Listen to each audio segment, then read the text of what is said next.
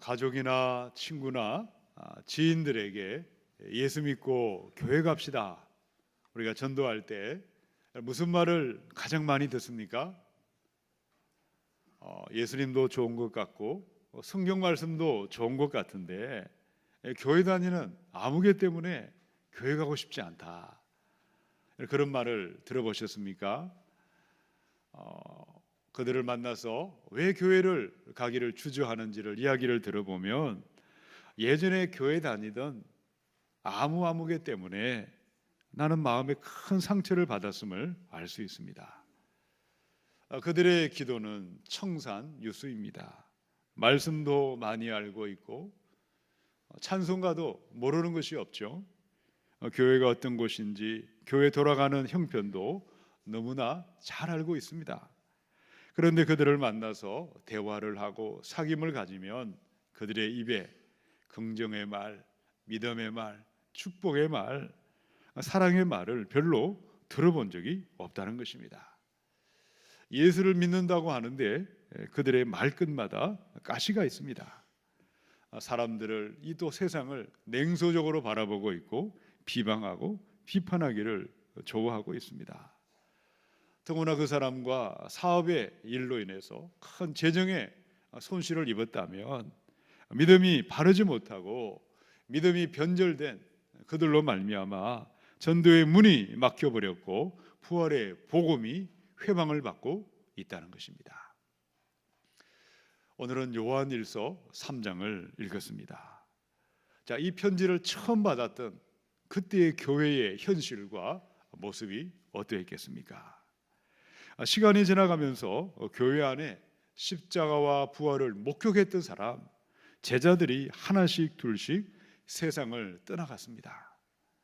오순절에 성령이 임했고 교회가 시작이 된 지도 벌써 50년, 60년의 세월이 훌쩍 지나가 버린 그때였습니다. 여러분, 시간이 지나면 지날수록 처음의 것들은 점점 퇴색하게 되어 있습니다. 교회 안에 부활의 증인들이 점차 사라졌습니다. 부활의 복음이 점점 힘을 잃어갔습니다. 마침내 진리를 왜곡하고 복음을 왜곡하고 이단의 무리들이, 사악한 무리들이 교회 안에 나타나기 시작했습니다. 여러분, 우리가 가장 헷갈려하는 것이 뭘까요? 대놓고 반대하는 것이 아닙니다. 드러내놓고 부정하는 것이 아니라는 거죠. 믿음을 말은 하고는 있는데 엉터리를 이야기하고 믿음을 변질시켜 버리는 것입니다. 복음을 왜곡시켜 버리는 것입니다. 이 기쁨의 절기, 부활의 절기를 보내며 우리가 무엇을 믿고 있는지 우리의 믿음을 돌아봐야 하겠습니다. 처음 받은 계명대로 돌아가야 하고 처음 받은 복음대로 돌아가야 하겠습니다. 그리하여 여전히 부활의 소식을 듣지 못하여 저주와 절망과 죽음 아래 탄식하는 내 주변의 수많은 사람들에게 예수님이 부활하셨고 우리의 심판주로 다시 오시는 부활의 예수님을 온 땅에 드러내며 예수님만을 높여드려야 하겠습니다. 처음 받은 계명대로 믿는 사람들, 부활의 복음을 믿고 부활하신 예수님을 높여드릴 사람들은 어떤 사람들이겠습니까? 우리 첫 번째 21절에서 22절을 읽겠습니다. 시작. 사랑하는 자들아, 만일 우리 마음이 우리를 책망할 것이 없으면 하나님 앞에서 담대함을 얻고 무엇이든지 구하는 바를 그에게서 받나니 이는 우리가 그의 계명을 지키고 그 앞에서 기뻐하시는 것을 행함이라. 아멘. 이 요한일서를 보낸 사람은 누구였을까요? 요한복음을 기록했던 사도 요한이었습니다. 예수님의 다른 제자들이 일찍 순교를 했습니다. 그러나 요한은 많은 제자들이 세상을 일찍 떠났을 때 1세기 말까지 오랫동안 교회를 지켜보았습니다. 그는 교인들이 빠르게 변해갔던 것들을 보았습니다. 시간이 지날수록 교회가 점점 퇴색하고 점점 왜곡되고 점점 변해갔던 모습도 지켜보았습니다. 자, 그때 교회 안에 어떤 사람들이 나타났을까요? 예수가 하나님이라면 어떻게 육신의 몸을 입고 인간으로 올 수가 있겠느냐?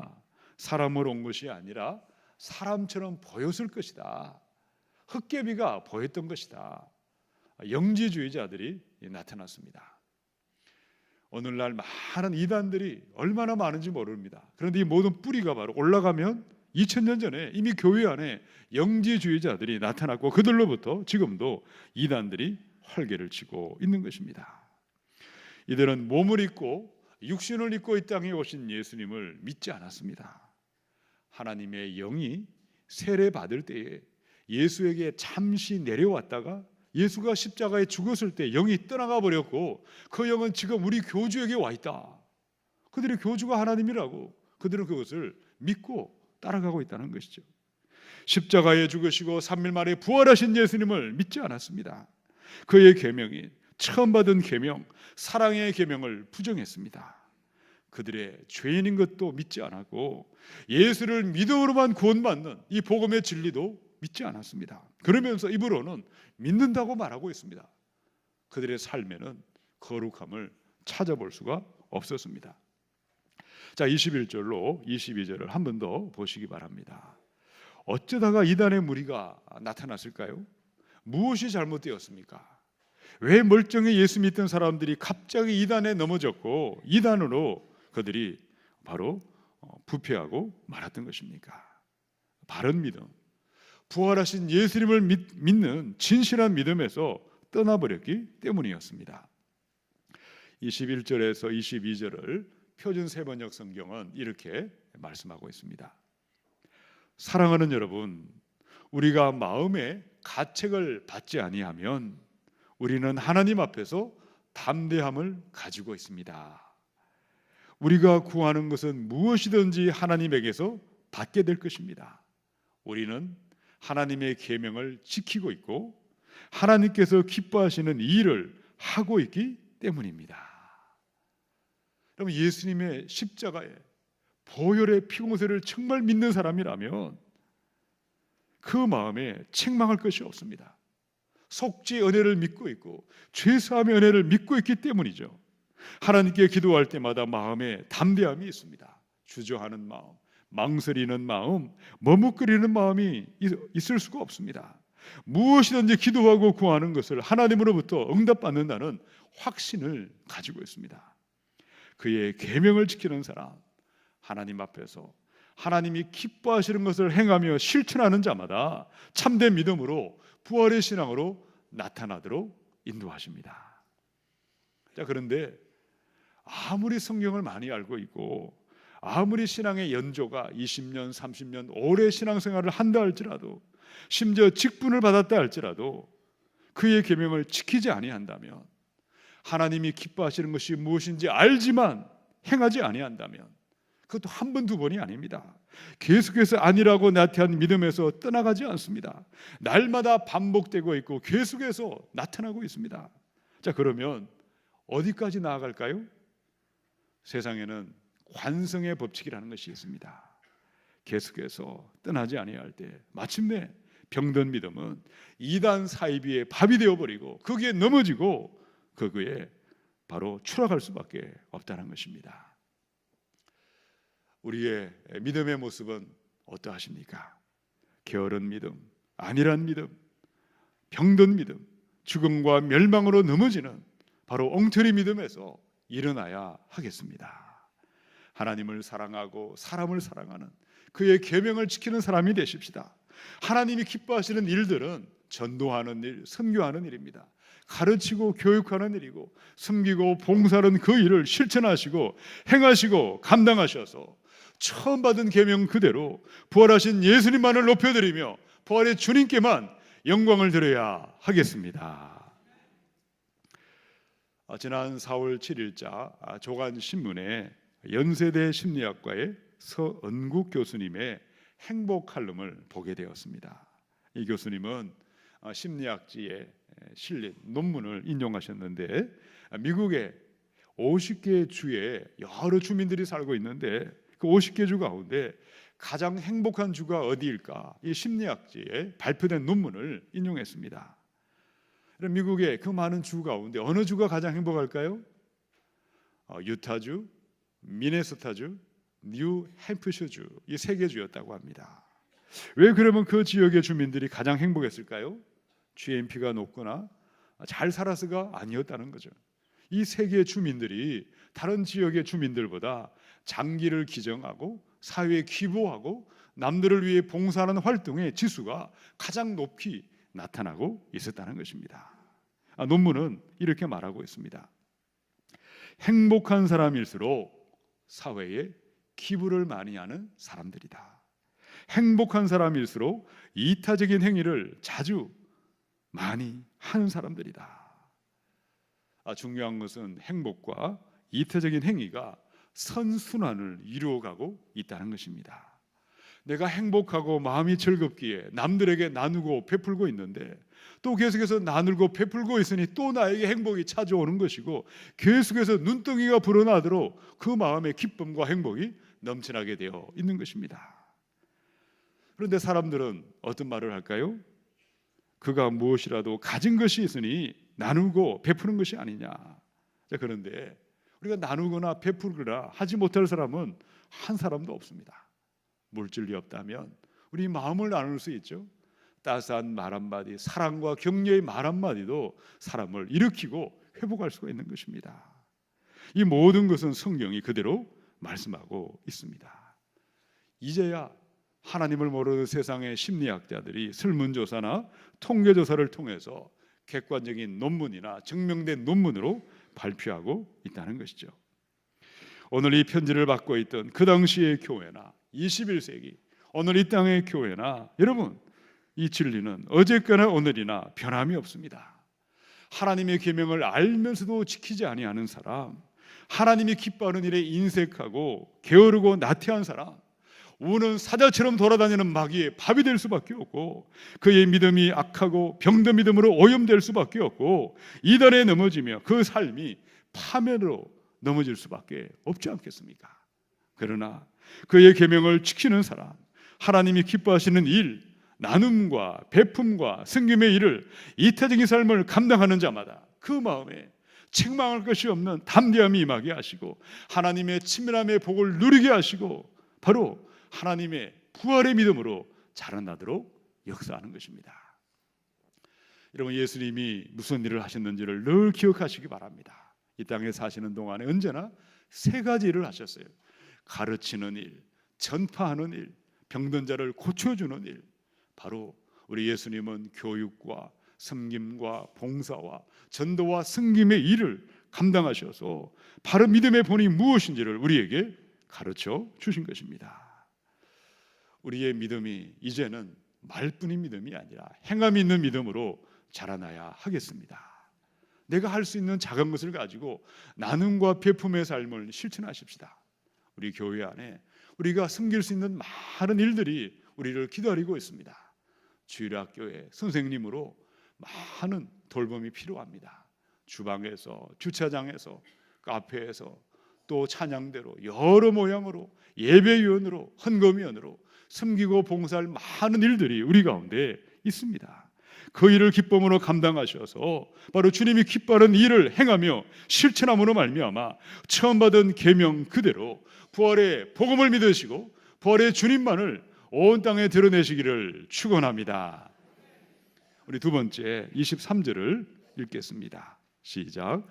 그의 계명은 이것이니 곧 그 아들 예수 그리스도의 이름을 믿고 그가 우리에게 주신 계명대로 서로 사랑할 것이니라. 아멘. 이 편지를 보냈던 요한의 목적은 너무도 분명했습니다. 믿음은 말과 혀로만 떠드는 것이 아니라는 것이죠. 믿음은 삶의 계명을 지키는 행동과 실천으로 나타나야 합니다. 하나님이 기뻐하시는 일, 가르치는 일, 전파하는 일, 섬기는 일, 이 모든 것이 사랑이 동기가 되어서 나타나는 것이 진실한 믿음이고 부활의 믿음이라고 말씀하고 있다는 것이죠. 자, 23절에서 요한이 그의 계명을 지키는 사람, 하나님이 기뻐하는 일을 실천하는 사람들의 모습에 대해서 보다도 구체적으로 알아듣기 쉽게 그들에게 이야기를 했습니다. 자, 23절에 보니까요, 그의 계명은 이것이니. 자, 하나님의 계명은 무엇일까요? 그 아들 예수 그리스도의 이름을 어떻게 하죠? 믿고. 이 믿는다 이 말은요, 헬라 말에는 부정 과거 시제로 되어 있습니다. 이 믿고라는 말은 지금도 우리가 믿음을 고백하고 있지만 여기서 이 믿고라는 것은 한 번의 단회적인 일회적인 사건을 의미합니다. 이 자리에 있는 모든 분들은 세례를 받으신 분들이십니다. 우리가 교회 와서 예수님이 하나님인 줄 알게 되고 예수님 앞에 나의 죄인됨을 알게 되고 정말 예수님의 보혈의 피만이 예수님만이 나의 구원인 것을 믿을 때 어느 순간 우리는 성도들 앞에 서서 손을 들고 서약을 합니다. 그것이 바로 세례식입니다. 일생에 한 번밖에 없습니다. 회중들 앞에 서서 예수님이 하나님이십니다. 나의 구원을 위하여 성령을 따라 예수만 믿고 의지하며 살겠습니다. 그것이 바로 그 아들 예수 그리스도 이름을 믿고라는 뜻입니다. 자, 믿은 다음에 어떤 사람들이 있을까요? 자, 어떤 사람들은 우리에게 주신 계명대로 서로 사랑할 것이니라. 이 사랑한다는 말은 현재 진행 시제로 되어 있습니다. 많은 사람들이 세례를 받고 신앙을 고백했지만 두 종류의 사람들이 두 갈래 길로 달려가고 있습니다. 사도 요한과 신실한 믿음의 사람들은 그 믿음의 고백이 오늘 우리의 삶 속에 형제를 사랑하고 하나님을 사랑하는 오늘의 사랑으로 날마다 그 사랑이 그의 삶에 발견되고 나타나고 행하고 있습니다. 또 그런데 어떤 사람들이 있었죠? 처음에는 사람들 앞에 서서 예수가 하나님이라고 고백도 하고 예수님을 따라 살겠다고 세례를 받았는데 어느 순간에 이단의 모임에 앉아가 있습니다. 예수가 왜 하나님이냐? 우리 교주가 하나님이다. 헛소리를 하는 사람들이 그들 가운데 왜 나타났을까요? 왜 똑같은 믿음을 고백한 그들이 오늘 그들의 삶에 서로 사랑하는 사랑의 모습이 없고 엉터리 믿음으로 왜 이단의 모임에 앉아있는 그 모습이 나타나고 있는 것입니까? 여러분, 사랑은 너무나 우리가 분명하다고 말씀하셨습니다. 주님의 사랑은 오래 참고 온유하고 시기하지 않는 것입니다. 자랑하지 않는 것이고 교만하지 않는 것이고 무리하게 행하지 않는 것이고 불의를 기뻐하지 않는 것이고 진리를 기뻐하는 것이고 모든 것을 참고 믿고 바라고 견디는 것이 우리 주님의 사랑이요, 우리 예수님이 그 사랑의 삶을 사셨고 우리는 성령을 따라 그 길을 달려가며 그 삶을 소망하며 그 삶을 따라가는 사람들이 그리스도인들입니다. 자, 그런데 왜 이단에 속한 무리의 사람들은 그 정반대의 삶을 살면서 우리는 잘 믿고 있다고 그런 이상한 소리를 하고 헛소리를 떠들어대고 있는 것일까요? 갈라디아서 5장의 19절부터 23절입니다. 육체의 일은 분명하니 곧 음행과 더러운 것과 호색과 우상 숭배와 주술과 원수 맺는 것과 분쟁과 시기와 분냄과 당 짓는 것과 분열함과 또 무엇이 있죠? 이단과 투기와 술 취함과 방탕함과 또 그와 같은 것들이라. 전에 너희에게 경계한 것 같이 경계하노니. 이런 일을 하는 자들, 어떤 일을 하고 있죠? 그 중에 하나가 이단에 속한 자들. 그들은 하나님의 나라를 유업으로 받지 못할 것이요 오직 성령의 열매는 사랑과 희락과 화평과 오래 참음과 자비와 양선과 충성과 온유와 절제니 이 같은 것을 금지할 법이 없느니라. 아멘. 서로 사랑하라고 말씀하셨습니다. 신앙의 고백, 믿음의 고백이 있은 세례받은 우리가 오늘의 삶에 계속해서 사랑의 삶을 살게 하시는 분은 성령님의 역사입니다. 여러분, 사랑은 성령의 열매입니다. 성령의 9가지 열매 가운데 가장 첫째 되는 열매가 사랑입니다. 성령을 따라갈 때 주님의 사랑을 알게 하고 주님의 사랑을 깨닫게 하고 주님의 사랑을 실천하도록 우리를 도와주십니다. 그러나 성령을 따라가지 아니하면 아무리 성경을 읽어도 아무리 기도하고 내 몸을 불사르게 내어주고 성령을 따라 행하지 아니하면 우리가 아무리 직분을 받았다 할지라도 바른 신앙으로 참된 신앙으로 자라갈 수가 없다는 것입니다. 갈라디아서 5장의 16절입니다. 우리 자막을 읽어보십시다. 시작. 내가 이르노니 너희는 성령을 따라 행하라. 그리하면 육체의 욕심을 이루지 아니하리라. 아멘. 여러분, 성령께서 세례 받았을 때 우리의 그 믿음이 변질되지 아니하고 우리의 삶에 서로 사랑하는 삶을 우리가 살아갈 수 있도록 힘과 능력을 부어 주십니다. 성령이 매일 아침마다 우리에게 사랑의 마음을 부어 주십니다. 물 붓듯이 부어 주십니다. 우리의 삶을 의롭게 하시고 정직하고 진실하고 거룩하게 인도하십니다. 성령님은 사랑의 섬김과 수고를 기쁘게 감당하게 하셔서 예수 그리스도만을 높여드리시는 분이 성령님이십니다. 성령을 따라가셔서 처음 받은 계명 그대로 다시 사신 예수님만을 높여드리시기를 축원합니다. 우리 세 번째 24절을 읽어보십시다. 시작. 그의 계명을 지키는 자는 주 안에 거하고 주는 그의 안에 거하시나니 우리에게 주신 성령으로 말미암아 그가 우리 안에 거하시는 줄을 아느니라. 아멘. 예수님이 우리 안에 거하시고 우리가 예수님 안에 거하는 그것을 가리켜 기독교의 영성신학자들은 하나님과 함께하는 생활이다, 삼위일체 하나님과 교통하고 교제하고 연합하는 생활이다, 그것이 바로 예수를 믿고 따라가는 그리스도인들의 삶의 목적이요 목표가 되어야 한다고 말하고 있습니다. 자, 우리가 하나님 안에, 내가 하나님 안에 거하는 연합과 일치와 하나님의 임재는요 하루아침에 이루어질 수가 없습니다. 나의 일생을 통해 이루어지는 것입니다. 매일매일 순간순간 성령을 따라서 우리가 순종할 때, 그날의 순종이 드려질 때에 우리 안에 내면의 상처와 아픔을 성령이 고쳐주시고 어루만져 주십니다. 내 안에 계신 성령님이 우리의 몸과 마음을 건강하게 인도하십니다.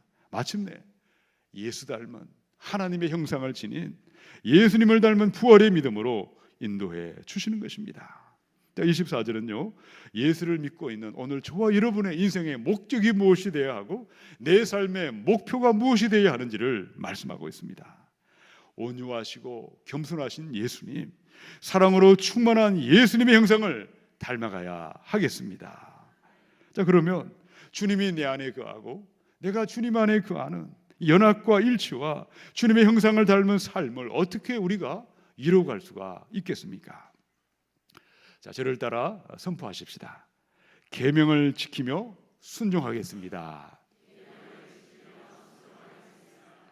여러분, 주님의 형상을 닮은 예수님이 내 안에, 내가 예수님 안에 가는 그 삶은요 어느 날 갑자기 하늘의 불세를 받는다고 해서 이루어지는 것이 아닙니다. 어마어마한 기적을 경험한다고 단번에 이루어지는 것이 아닙니다. 아침마다 말씀을 들으셔야 합니다. 성령님, 오늘도 말씀 앞에 섰습니다. 이 말씀을 깨닫게 하시고 말씀을 통해 예수님을 바로 알고 예수님을 높이게 하여 주시옵소서. 이렇게 기도하며 말씀을 들으셔야 합니다. 말씀을 통해 성령의 소리가 들려올 때 성령의 음성에 몸과 마음을 움직이셔서 작은 하나라도 따라해 보시고 실천해 보시기 바랍니다. 그때 육신의 욕망을 내려놓게 하시고 생명의 말씀을 따라가게 하십니다.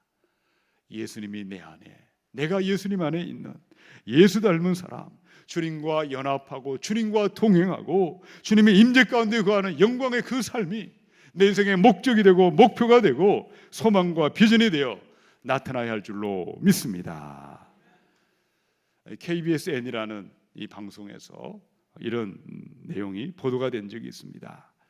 우리나라가 최근에 자녀들 또 가족들 간의 재산에 소송이 붙어서 형제가 원수처럼 지내는 일들이 이 땅에 비일비재하게 나타나고 있는데, 전 세계에서 일어나고 있는 가족들의 재산 분쟁을 믿겨지지 않는 사건들을 소개하고 있습니다. 대부분 재산 때문에 부모와 자녀가 소송을 벌이고 형제지간의 원수가 되어 소송을 벌이고 있는데, 90세의 이 프랑스의 한 할머니의 사연이 소개되었습니다. 할머니에게 딸이 하나 있었다고 합니다. 근데 딸이 자기 어머니를 보니까 치매 기운이 있어서 자꾸 돈을 함부로 낭비하고 있어서 그 재산을, 큰 재산을 나에게 옮겨달라고 소송을 걸어왔습니다. 딸이 어머니를 믿지 못했고 어머니가 딸을 믿지 못했습니다. 모녀가 원수가 되고 말았습니다. 재판은 딸이 성수했지만 성수하고 나서 할머니는 곧 이 땅을 떠나가고 말았습니다. 돈 앞에 부모 자식이 없고 돈 앞에 원수가 되어 있는 세상의 모습을 우리 이야기하고 있는 것입니다. 자, 그 다음 사연은요, 시아버지와 며느리가 수천억의 재산을 두고 또한 소송을 벌였습니다. 이 여인에게 남편이 있었는데 갑자기 남편이 죽고 말았습니다. 남편의 사업을 물려받아서 열심히 일을 해서 수천억의 재산을 불리게 되었는데 이것을 보고 바로 남편의 시아버지가 그 재산은 원래 내 아들의 것이다, 내게 옮겨라, 소송을 걸어왔습니다. 법적인 소송이 끝이 나고 마침내 여자가 성수했지만 그는 어떻게 되었을까요? 바로 난소암이 발병해서 2년 만에 이 여인이 그 많은 재산을 한 푼도 써보지 못하고 청산의 흙으로 돌아가고 말았다는 것입니다. 오늘 우리가 살아가는 인생의 목적과 목표와 내 삶의 소망은 어디에 있습니까? 우리가 살아 숨쉬고 있는 이 땅에 존재하는 인생의 소망은 어디에 있습니까? 너무나 많은 사람들은 돈과 생명이 영원하다고 생각하고 여기에 집착하고 인생의 목적이 세상의 영광이요, 부귀와 재물이요, 세상 것에 아웅다웅거리고 매여 있습니다. 그리스도인들은 어떨까요? 우리가 그리스도인이라고 하지만 우리가 성령을 따라가지 아니하고 하루하루 매일매일 말씀을 따라가지 아니하면 십자가의 은혜, 구원의 은혜가 아무렇지도 않게 무가치하게 그렇게 헛되게 생각하게 되어 있는 것입니다. 마음이 부패하고 생각이 부패하고 믿음이 변질되어 하나님이 기뻐하는 일을 행하는 것이 아니라 돈과 재물이 내 삶의 목적이 되어 그것을 바라보며 달려가는 너무나 많은 교인들이 우리 주변에 발견할 수가 있는 것입니다. 또 어떤 사람들이 있을까요? 처음엔 예수님을 좋아했고 예배도 좋아했고 교회도 좋아했습니다. 그런데 성령을 따라가지 아니했습니다. 성령의 인도함에 순종함이 없었습니다. 믿음이 변질되어 버렸고 예수님을 부정하고 예수님을 대적하는 이단의 모임에 앉아있는 너무나 가슴 아픈 사람들도 발견할 수가 있는 것입니다. 사랑하는 여러분, 우리 인생의 목적은 무엇입니까? 우리는 태어나는 것은 순서가 있지만 이 땅을 떠나는 것은 순서가 없습니다. 오늘 밤이라도 하나님이 부르시면 모든 것을 내려놓고 그리스도의 심판대 앞에 서야 하는 것입니다. 우리 안에 거하시는 성령을 따라 하루하루 매일매일 성령의 음성에 귀를 기울여 들으시고 그의 계명을 지키며 순종하셔서 예수님이 내 안에, 내가 예수님 안에 거하는 성부, 성자, 성령, 성삼위 하나님과 함께하는 그 삶이 내 삶의 목적이 되고 목표가 되고 나의 유일한 소망이 되게 하셔서 처음 받은 계명 그대로 부활의 주님만을 믿으시고 부활의 주님만을 온 땅에 드러내시기를 주님의 이름으로 축원합니다. 함께 기도하겠습니다.